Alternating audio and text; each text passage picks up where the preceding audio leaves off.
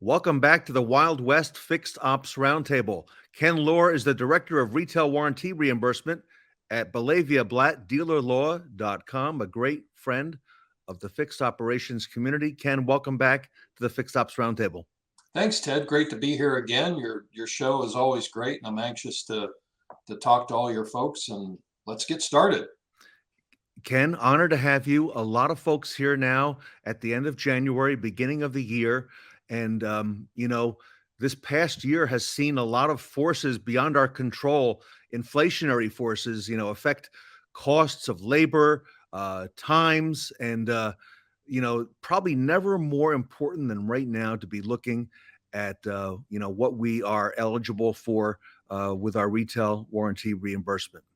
Yeah, 100% right, Ted. It's just it always surprises me that the opportunities that we have to get retail pricing for our warranty claims and those that really don't take advantage of it does continue to surprise me. So just to kind of reiterate, all 50 states have statutes now. So some of the statutes are better than others, but all 50 say, hey, listen, you're entitled to receive retail pricing for your warranty claims. Now, how you get there and how you get that, that's the key. And that's where the expertise comes in. So you need to have somebody that can interpret those statutes to determine how you're going to get that. So that's really important. So it's not as easy as it just simply, hey, you just tell the manufacturer, hey, my door rate's $180 an hour. That's what I want. And my markup is cost plus 75%. That's what I want.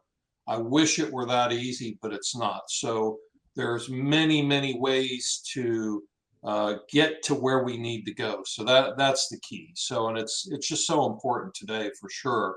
And here we are in January again, and we're planning for our year. And this is the time to really start thinking hard and preparing what you're going to do for 2023. And fixed ops is never more important than just now, because we're seeing the changes like you described in the industry. So and Ken, we wouldn't, if I may, we wouldn't be even having this conversation were it not for Belavia Blatt, your firm, which pioneered 20, 25, maybe more years ago, the fact that we could go back and Len Belavia, your senior partner, who's here on the roundtable, God bless Len, okay, because he is the one who went to bat for the dealers, and you are the firm that has really been instigating this and instituting it and have really perfected it, Ken. So take us through the basics. Yeah, I mean, why now and why file? Well, you're right, and we advocate for our clients, so we stand behind you and we represent you, and you're right. Len's been doing this longer than anybody, so we've seen it all. We've seen all the changes and the amendments and what has to be done to get there. But basically, we're trying to establish what our retail rates are for both parts and labor, and we're trying to collect the disparity between what the manufacturer is currently paying us and what we charge our retail customers. So that's the Reader's Digest version of it. Like I said, how we get there is different for every state because the statutes are different. But it just never ceases to amaze me. I just saw a dealer that had a $78 warranty labor rate, unbelievable, and a $140 door rate. I mean, we're talking about, what is that, a $60+ disparity between the two. So our goal is to capture as much of that disparity as possible in a filing. So there's so many things that can affect what you actually collect, because it's basically what you charge your customer net. Meaning, if you give a customer a discount, you have to account for that discount. So if your door rate's $140 an hour and we do some warranty type or warranty like work, and we charge that customer $140 an hour, but discount it by 10%, that's going to affect your outcome, right? So there's lots of things that will affect what you actually receive. So it's the very rare occasion that if your door rate's 140, that you're going to get 140. Mhm. You know, everybody has some discounts involved, and then there's other things that are warranty like repairs that are included that are done at a lesser rate. And a good example of that is some states we have to include brakes and batteries, right? Nobody charges their door rate to put a battery in or brakes. Most don't. So those are done at discounted rates. So we have to account for that, and we have to understand some of the things that we can do to mitigate that. So that's where the preparation comes in. And we do a lot of that with our clients. Since we're all fixed ops people, and I've been in fixed ops, Yes. I'm not going to say how long because I don't want everybody to know how old I am, but it's been a long time. So And we you worked know, for one of the biggest, well, the biggest Ford dealer. Okay. Can right. I mention the name? Sure, if you want. Galpin Ford. Bo Bachman was on the show, and Ken is retail. He worked at Galpin, and he's been leading this now for Belavia Blatt. And by the way, everybody, Ken takes the onus off the service manager and the service director, and their firm, which is a legal firm, goes to bat and does all that legwork, all right, and does it properly. And they have the experience in all of the 50 states that he's mentioning right now. And since the manufacturer can, forgive me if I overspeak, the manufacturer probably has a legal department just poised to look at all of these submissions. You actually do that on behalf of the dealer and your legal firm, and you know all the ins and outs. Yeah, you're exactly right. All the manufacturers either have in-house counsel or they retain outside counsel, which specializes in dealership franchise law. So they stack the deck against you. So when you do have a legal issue, we're here to support that. And we're the only law firm that does this. So if you're faced with submitting for whatever that number is, and the manufacturer rebuts it for whatever reason based on the statute or whatever their interpretation of the statute is, if you have another vendor that doesn't have that legal expertise, where are you going? It just shuts you down. So we have the in-house counsel that supports every submission we have. Now, Ted, we don't have a lot of that because our submissions are 100% accurate. So the only time we ever get a rebuttal is based on some, outlier that the manufacturer wants to interpret the statute in a different way. So we're able to counter that successfully 99% of the time. So we have a zero failure rate. I love it. It's 100%. So you need to have that expertise, and our law firm gives that to you. And we also have the fixed ops side of the business. All our analysts are fixed ops people. So we have the best of both worlds. A great analogy. I could file my taxes myself, but I'm not a specialist in that. So I go to a specialist. And you know what? For the small investment that it takes to be able to bring the specialist in, they know the ins and outs. And I think, the same thing, Ken, is true here. Let's talk a little bit about EV vehicles. Maybe not a huge portion of our business today, but we're planning now and it's growing. A lot of investment being made on behalf of certain manufacturers by the dealers. Those batteries at some point are going to be a very expensive item. And why is filing for retail warranty reimbursement today an important thing in looking ahead on the EV frontier? Well, Ted, what we anticipate happening with the OEMs, the manufacturers, is batteries are going to become a no charge situation for the manufacturer. In other words, a lot of the manufacturers are going to ship you a battery. If you need to replace a battery, hey, we'll provide the battery for you.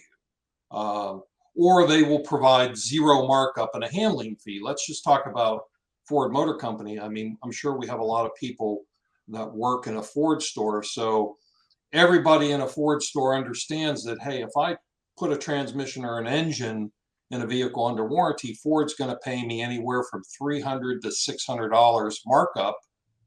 It's a handling fee. It isn't markup. They don't pay us anything other than that. And we might be putting in a $20,000 diesel engine in a truck and we get $600 for that. So if you file for an increase under your state statutes, the vast majority of statutes prevent the manufacturer from doing that. In other words, the manufacturer has to pay you your markup. If we establish your markup at cost plus 75%, that engine that you just replaced, you get 75% markup on that, not $600. So fast forward to the future, and these batteries, which are, $10,000 to $20,000, and we're going to get hit with handling fees, or they're going to send you that battery at no charge. Wow. And you're going to install it and get paid the labor, which they'll probably reduce that too. So that's another conversation. So you've got to get ahead of it and prepare. So we see that coming.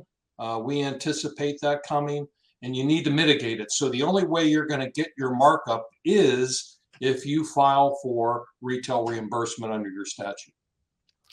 Ken, if our audience is thinking of filing for retail reimbursement, let's say through your firm, what's their investment in order to do something like this? Well, that's a good question. We charge a reasonable flat fee. Anybody that wants to talk to me about that fee, just call me or email me. I can tell you what that is. But here's what I'll add to that. The fact is, when you get an approval for retail warranty reimbursement, the fee is actually paid by the manufacturer by the extra gross you get. Of course. So our average client receives anywhere from $250,000 to $400,000 a year in additional gross profit. The fee becomes, it's not a consequence. It's not even important. The manufacturer pays for that fee out of that gross, which is just a sliver of what you're going to receive. So basically, it's free money. You need to take advantage of it, and the manufacturer ends up paying the fee for you. So it's not a consequence. I know a lot of fixed ops directors in the past 6 months who have changed seats and are now at new locations, and certainly fixed ops and service managers, parts managers who are leading large groups and small companies as well. Why should this be? It seems obvious, but why should this be at the top of their priority list for 2023?